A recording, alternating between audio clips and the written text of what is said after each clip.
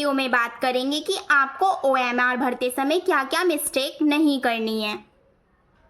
जब आप CDP, math and EVS का पोर्शन कर लेंगे तब आपके पास पार्ट 4 आएगा। पार्ट 4 में आपकी कोई भी एक लैंग्वेज होगी, हिंदी, इंग्लिश या संस्कृत, जो आपकी 91 से 120 तक स्टार्ट होगी। आपको ये गलती बिल्कुल नहीं करनी है कि आपने एक ही लैंग्वेज में हिंदी भी कर दी और इंग्लिश भी कर दी। नहीं, आपको ये गलती बिल्कुल नहीं करनी है। आपको काउंटिंग देख लेनी है।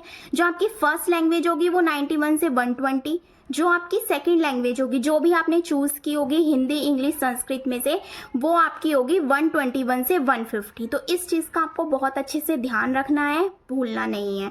मैं बार बार बोल रही हूँ आपको कि टैग वर्ड और पैडागोजी को आप अच्छे से करिए। यही आपके की पॉइंट्स हैं जो आपको ज़्यादा से ज़्यादा मार्क्स गेन करने में आपकी हेल्प करेंगी।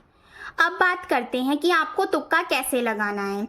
आप क्वेश्चन कर लेंगे, जो भी आपको क्वेश्चन पहले आता है उनको आप पहले सॉल्व करेंगे, जो नहीं आता उनको स्किप करते हुए जाएंगे। आपको ध्यान क्या रखना है तुक्के लगाने से पहले, जो कुछ भी हो आपको बच्चे को ही इम्पोर्टेंट समझना है। चाइल्ड सेंटर्ड को ध्यान में रखते हुए आपको ऑप्शन को टिक करना है।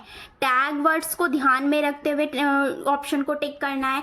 एलिमिनेशन मेथड का आप यूज़ कर सकते हैं। जो भी आपको लॉन्ग आंसर दिखे, मोस्टली प्रोबेबिलिटी ये होती है कि वो क्वेश्चन का आंसर ठीक होगा। आप बोथ या ऑल ऑफ द एबव के साथ भी जा सकते हैं अगर क्वेश्चन पॉजिटिव पूछा हुआ है।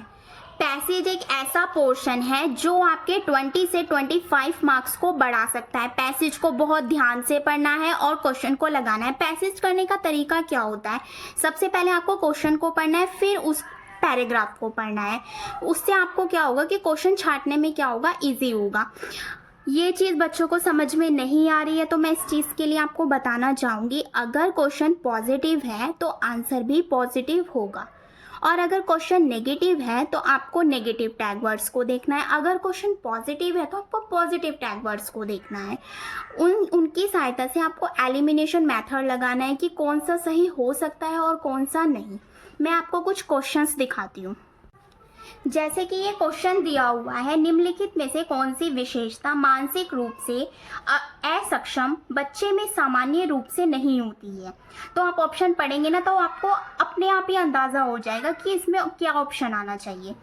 विलंबित प्रतिक्रिया, सामाजिक बुद्धि में कमी, विकासात्मक लक्ष्य में विलंब, याद रखने की क्षमता। अगर आप देखें तो क्वेश्चन जो है हमारा नेगेटिव है और आपको नेगेटिव टैग वर्ड मिल गया याद रखना। याद रखना एक नेगेटिव टैग वर्ड है। इसकी सहायता से हमें किसकी सहायता से हमें पता चला? टैग वर्ड की सहायता से। अगर आपने टैग वर्ड अच्छे से पढ़ रखे हैं तो आप इसका आंसर इजीली मार सकते हैं। तो इसका ऑप्शन क्या हो जाएगा? 4th।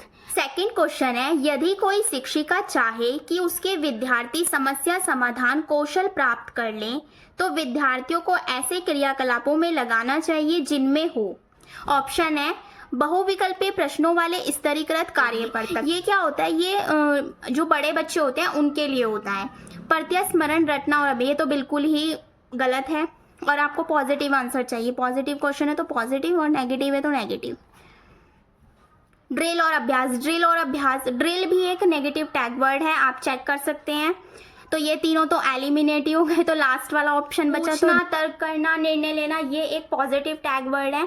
तो इसका आंसर क्या हो जाएगा? 4th option will be the right answer. I hope ये वीडियो आपके लिए हेल्पफुल होगी। Thank you.